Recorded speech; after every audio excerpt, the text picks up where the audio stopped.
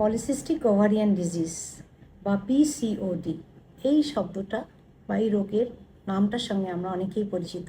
কারণ ইয়াং বয়সে এটা অনেক সময় দেখা দেয় বেশি, এবং 15 থেকে 45-এর মধ্যে মহিলারাই এটা হরমোন, মেল হরমোন অ্যান্ড্রোজেন যদি আমাদের বডিতে বেশি থাকে, তাহলে ডিম্বাশয় থেকে যে ডিম্বাণুগুলো বের হয় সেই ডিম্বাণুগুলো অপরিপক্ক থাকে বা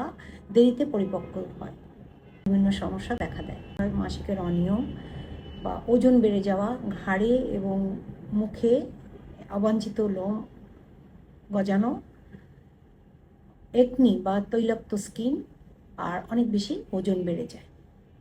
এটা থেকে পরিত্রাণ পাওয়ার জন্য আমাদের অবশ্যই ডক্টরের সঙ্গে যোগাযোগ করতে হবে, আলোচনা করে আমাদের রিপোর্ট শিওর হতে হবে যে আমাদের সমস্যাটা কী। মেনলি লাইফস্টাইল চেঞ্জ করা, ডায়েট হ্যাবিটটা ঠিক করা, বেশি চিনি বা শর্করা বা ফ্যাটি খাবার না খেয়ে শাকসবজি খাওয়া, জীবনযাপন পদ্ধতিটাকে পাল্টানো, এক্সারসাইজ করা,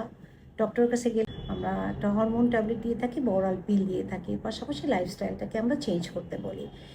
এটা যদি দীর্ঘদিন থাকে তাহলে ইনফার্টিলিটি হতে পারে, ডায়াবেটিসেরও লক্ষণ দেখা দিতে পারে। এই জন্য এই রোগটাকে আমরা অবহেলা না করে